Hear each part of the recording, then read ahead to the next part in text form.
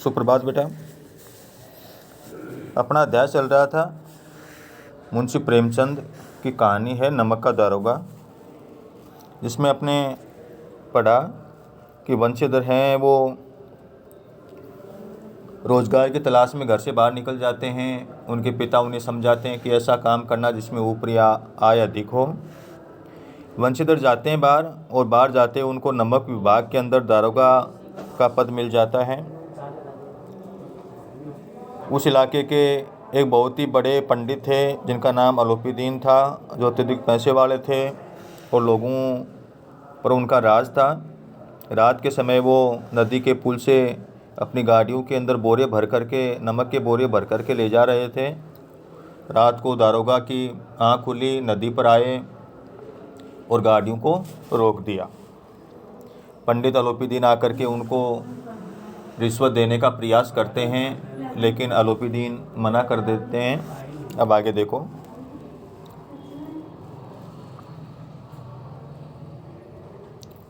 पंडित अलोपीदीन स्तंभित हो गए, चकित हो गए। गाड़ीवानों में हलचल मच गई।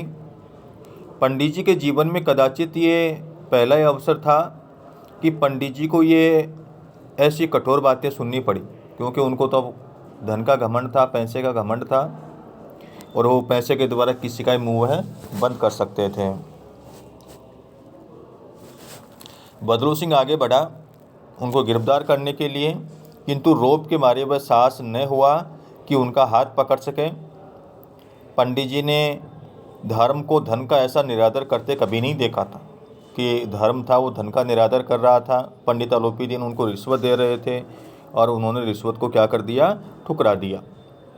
विचार किया ये अभी उद्दंड लड़का है, नासमझ लड़का है, माया मोह के जाल में अभी नहीं पड़ा है, अल्लड़ है और झिझकता है। बहुत ही दीन भाव से बोले।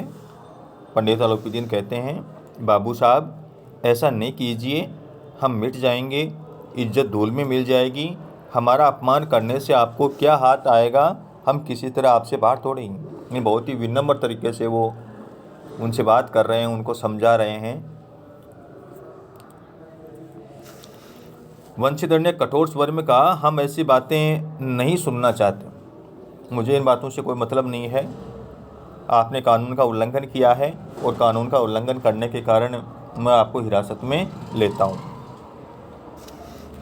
अलोपीदीन ने जिस सारे को चट्टान समझ रखा था, किसको चट्टान समझ रखा था? धन को, रिश्वत को, वह पैरों के नीचे से खिसकता हुआ मालूम हुआ। उसने सोचा कि इस आदमी के सामने है वो मेरा जो धन का घमंड है वो नहीं चल सकता। स्वाभिमान और धन ऐश्वर्य को कड़ी चोट लगी, किंतु अभी तक धन की सांख्यिक शक्ति का पूरा भरोसा था। अपने मुख्तार से बोले, लाला जी 1000 के नोट बाबू साहब को भेंट करो, आप इस समय भूखे सिंह हो रहे हो। पैसे की गिनती का उसको भरोसा था कि मैं पैसा दे करके और इनका मुंह बंद कर सकता हूँ। वंशीधर ने गर्म होकर कहा, 1000 नहीं, 1,00,000 भी मुझे सच्चे मार्ग से नहीं हटा सकते। कि आप तो 1000 की बात कर रहे हो, और 1,00,000 रुपये दोगे तो भी आप मुझे मेरा ईमानदारी का, कर्तव्य निष्ठा का जो मार्ग है उससे तुम विचलित नहीं कर सकते। धर्म की इस बुद्धिहीन दृढ़ता और देव दुर्लभ त्याग पर मन बहुत झुंझलाया, दुख भी हुआ। अब दोनों शक्तियों में संग्राम होने लगा। दो शक्तियां कौन? पंडित अलोपीदीन और वंशीधर, यानी धर्म और धन। धन ने उछल उछल कर आक्रमण करने शुरू कर दिए। 1 से 5, 5 से 10, 10 से 15 और 15 से 20,000 तक नौबत पहुंच गई। किंतु धर्म अलौकिक वीरता के साथ इस बहुसंख्यक सेना के सम्मुख अकेला पर्वत की भांति अटल अविचलित खड़ा रहा। लेकिन उस धन की सांख्यिकी गिनती का वंशीधर के ऊपर कोई प्रभाव नहीं हुआ। वह अपने धर्म के मार्ग पर अविचलित खड़ा था। अलोपीदीन निराश होकर बोले, अब इससे अधिक मेरा साहस नहीं, आगे आपको जो अधिकार, आप जैसा भी करना चाहते हो। वंशीधर ने अपने जमादार को ललकारा। बदरू सिंह मन में दारोगा जी को गालियां देता हुआ पंडित अलोपीदीन की ओर बढ़ा। पंडित अलोपीदीन 2-3 कदम पीछे हट गए।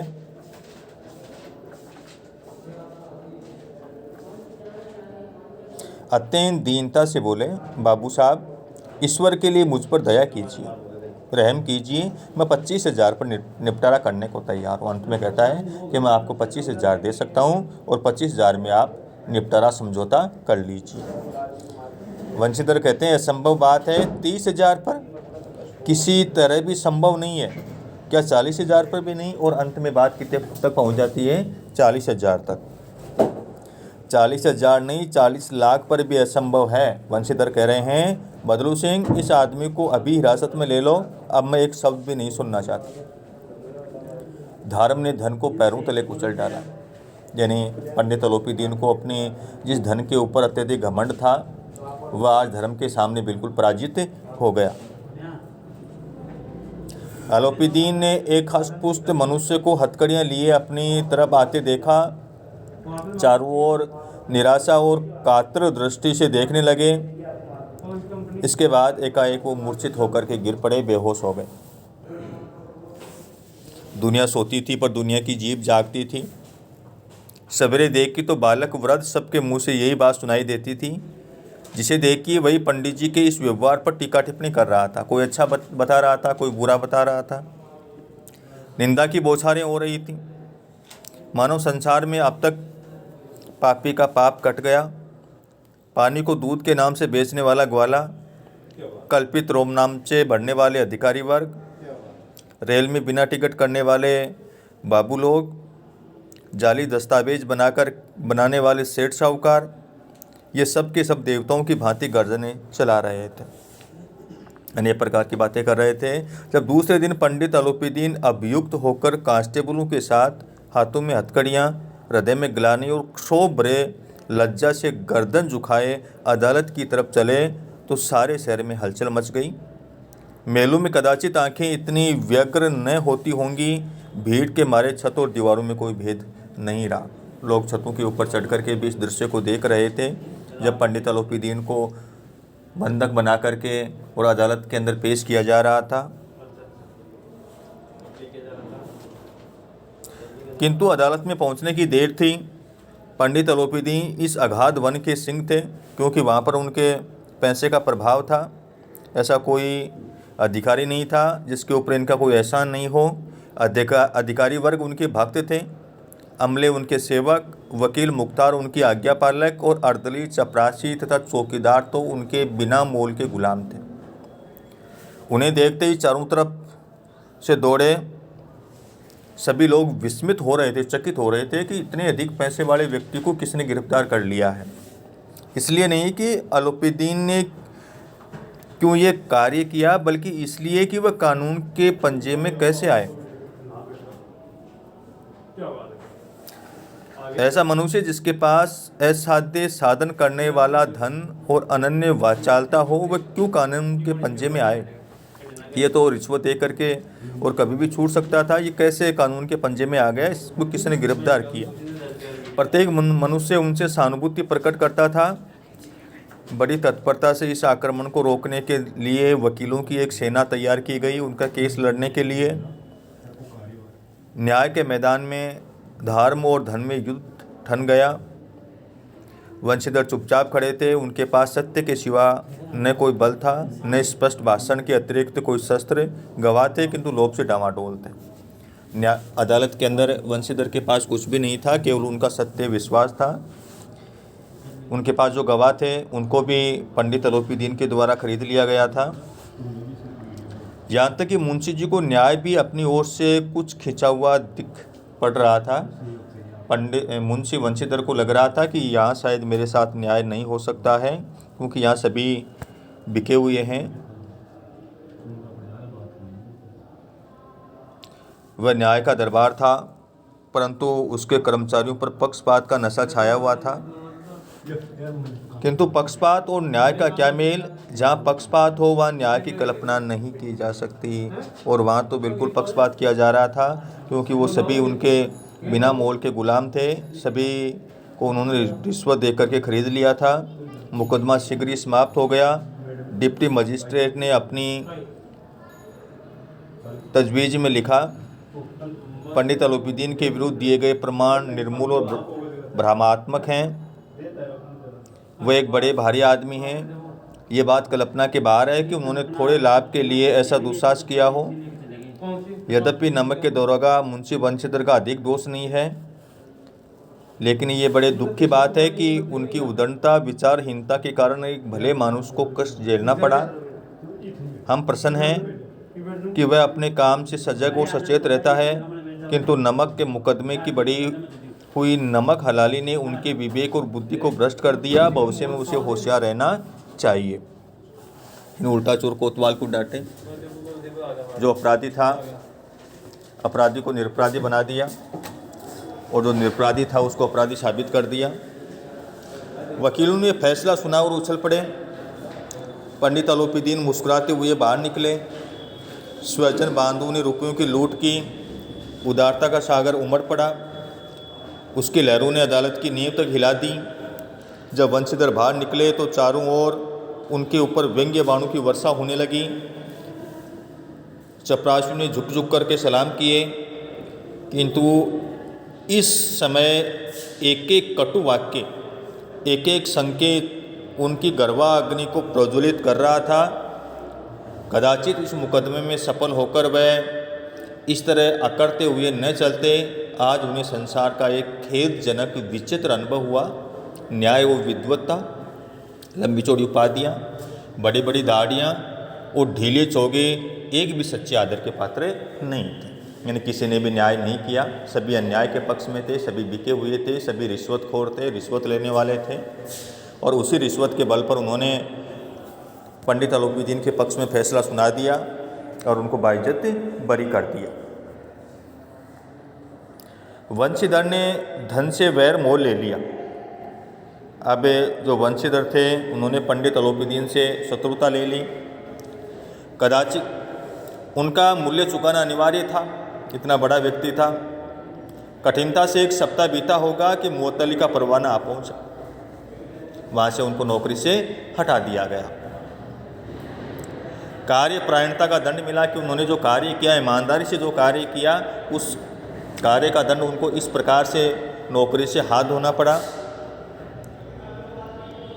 बेचारे भग्न हृदय, टूटे हुए हृदय, शोक और दुख से व्यथित घर को चल पड़े। बूढ़े मुंशी जी तो पहले से ही कुड़बुड़ा रहे थे कि चलते चलते इस लड़के को समझाया था, लेकिन इसने एक भी नहीं सुनी, सब मनमानी करता है। हम तो कलवार और कसाई के तकादेस हैं, यहाँ पर जिनसे हमने पैसा ले रखा है उनसे भली बुरी बातें सुने, बुढ़ापे में भगत बनकर बैठे और वहाँ बस वही सूखी तनख्वाह।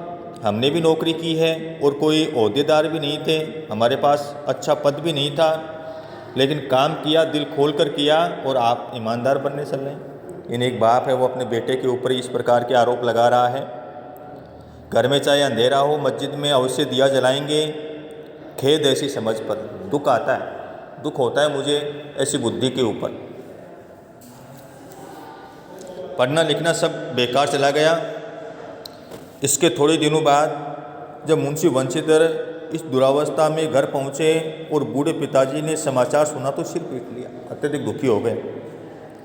बोले, जी चाहता है कि तुम्हारा और अपना सिर फोड़ लूँ। बहुत देर तक पछता पछता कर हाथ मलते रहे। क्रोध में कुछ कठोर बातें भी कही और यदि वंशीधर वहाँ से टल न जाते तो अवश्य ही ये क्रोध विकट रूप धारण कर लेता, कोई न कोई अनहोनी जरूर हो जाती। वृद्धा माता को भी दुख हुआ। जगन्नाथ और रामेश्वर यात्रा की कामनाएं मिट्टी में मिल गई। जगन्नाथ और रामेश्वर की यात्राओं की कामना की थी कि बेटा अच्छी नौकरी में लगा है।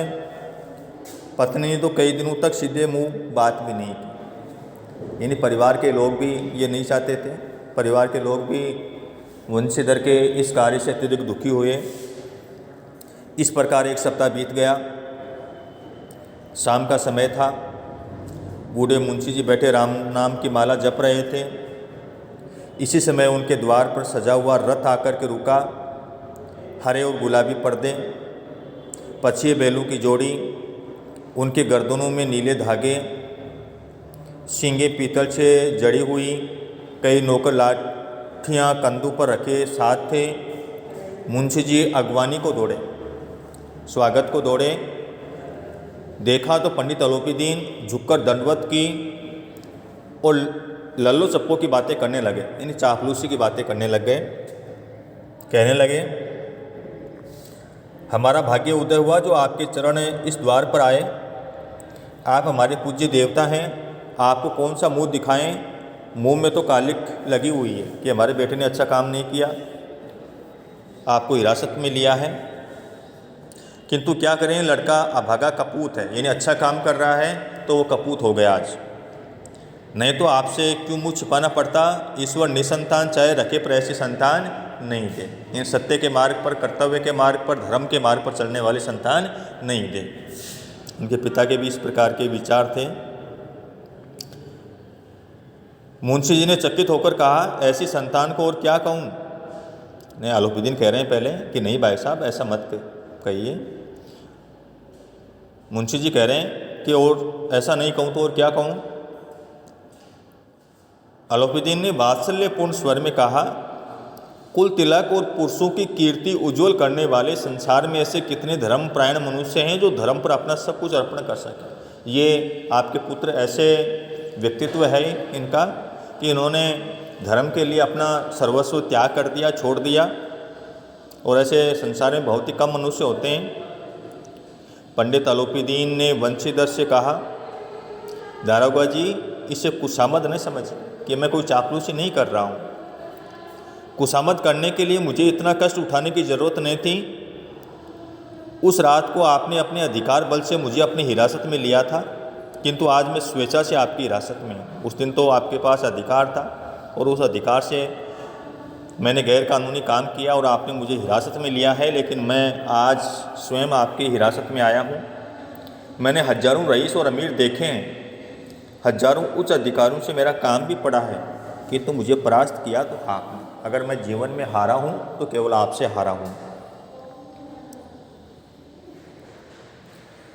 मैंने सबको अपना और अपने धर्म का गुलाम, धन का गुलाम बनाकर के छोड़ दिया। मुझे आज्ञा दीजिए कि आपसे कुछ विनय करूं। मैं आपसे कुछ प्रार्थना करने के लिए यहाँ पर आया हूँ। वंशीधर ने अलोपीदीन को आते देखा तो उठकर सत्कार किया, किंतु स्वाभिमान सहित समझ गए ये माँ से मुझे लज्जित करने और जलाने के लिए आए। सबसे पहले तो यही लगा था। क्षमा प्रार्थना कर चेष्टा नहीं की, वरन उन्हें अपने पिता की ये ठुकर सुहाती की बात ऐसी प्रतीत हुई। पर पंडित जी की बातें सुनी तो मन की मैल मिट गई। पंडित जी की ओर उड़ती हुई दृष्टि से देखा, सद्भाव झलक रहा था। गर्व ने अब लज्जा के सामने सिर झुका लिया। शर्माते हुए बोले, ये आपकी उदारता है जो ऐसा कहते हैं। मुझसे जो कुछ अविनय हुई है, मुझसे जो कुछ भी गलती हुई है, उसे क्षमा कीजिए। मैं धर्म की बेड़ी में जकड़ा हुआ था, नहीं तो वैसे मैं आपका दास हूँ। जो आज्ञा होगी वह मेरे सिर माथे पर होगी। उस दिन मैं अपने कर्तव्य से बंधा हुआ था। अलोपीदीन ने विनय स्वर में कहा, नदी तट पर आपने मेरी प्रार्थना नहीं स्वीकार की थी, किंतु आज आपको स्वीकार करनी पड़ेगी। वंशीधर बोले, मैं किस योग्य हूँ, किंतु जो कुछ सेवा मुझसे हो सकेगी उसमें कभी कोई गलती नहीं होगी। अलोपीदीन ने एक स्टाम्प लगा हुआ पत्र निकाला और उसे वंशीधर के सामने रखकर बोले, इस पद को स्वीकार कीजिए और अपने हस्ताक्षर कर दीजिए। मैं ब्राह्मण हूँ, जब तक ये सवाल पूरा नहीं कीजिए द्वार से नहीं हटूँगा। जब तक आप इसके ऊपर साइन नहीं करोगे, हस्ताक्षर नहीं करोगे, तब तक मैं द्वार से आपके घर से नहीं जाऊँगा। मुंशी वंशीधर ने उस कागज़ को पढ़ा तो कृतज्ञता से आंखों में आंसू आ गए। पंडित अलोपीदीन ने उनको अपनी सारी जायदाद का स्थायी मैनेजर नियुक्त कर दिया था। 6000 वार्षिक वेतन के अलावा रोजाना खर्च अलग, सवारी के लिए घोड़े, रहने को बंगला, नौकर चाकर मुफ्त। कंपित स्वर में बोले, पंडित जी मुझ में इतनी शक्ति नहीं है कि आपकी उदारता की प्रशंसा कर सकूं, किंतु मैं ऐसे उस पद के योग्य नहीं। मैंने अपनी सारी जायदाद का स्थायी मैनेजर नियुक्त क्यों किया? क्योंकि उसे पता था कि इस व्यक्ति के ऊपर किसी प्रकार से धन का कोई प्रभाव नहीं पड़ सकता। ये जीवन में कभी कोई गलती और रिश्वत नहीं ले सकता है।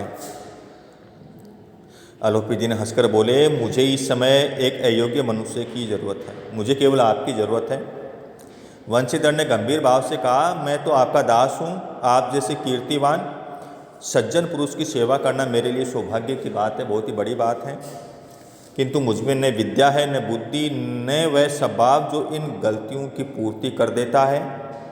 ऐसे महान कार्य के लिए एक बड़े मर्मज्ञ अनुभवी मनुष्य की ज़रूरत है। अलोपीदी ने कलमदान से कलम निकाली और उसे वंशीधर के हाथ में देकर बोले, न मुझे विद्वत्ता की चाह है, न अनुभव की, न मर्मज्ञता की, न कार्यकुशलता की। इन गुणों के महत्व का परिचय मैं खूब पा चुका हूँ, मैंने ये सारे गुण आपके अंदर देखे हैं। अब सौभाग्य और सुअवसर ने मुझे वह मोती दिया है जिसके सामने योग्यता और विद्वत्ता की चमक फीकी पड़ जाती है। ये कलम लीजिए, अधिक सोच विचार नहीं कीजिए, दस्तखत कर दीजिए। परमात्मा से यही प्रार्थना है कि वह आपको सदैव वही नदी के किनारे वाला बेमुरवत, उद्दंड, कठोर परंतु धर्मनिष्ठ दारोगा बनाए रखें। आप हमेशा धर्म के मार्ग पर निरंतर चलते रहें। वंशीधर की आंखें डबडबाई। हृदय के संकुचित पात्र में इतना साहस न समा सका। एक बार फिर पंडित जी की ओर भक्ति और श्रद्धा की दृष्टि से देखा और कांपते हुए हाथ से मैनेजर के कागज पर हस्ताक्षर कर दिए। अलोपीदी ने प्रफुल्लित होकर उनको अपने गले लगा लिया। ये आपका अध्याय पूरा हो चुका है। इसके जो अभ्यास प्रश्न हैं वो अभ्यास प्रश्न आपको करने हैं। कहानी का कौन सा पात्र आपको सर्वाधिक प्रभावित करता है और क्यों? कौन सा पात्र करता है? मुंशी वंशीधर करता है क्योंकि वह अपने कर्तव्य के मार्ग पर अविचलित खड़ा रहता है, वह अपने धर्म के मार्ग पर चलने वाला है, न्याय का पक्षधर है। ये आपको सारे प्रश्नोत्तर करने हैं। ठीक है बेटा, जय हिंद।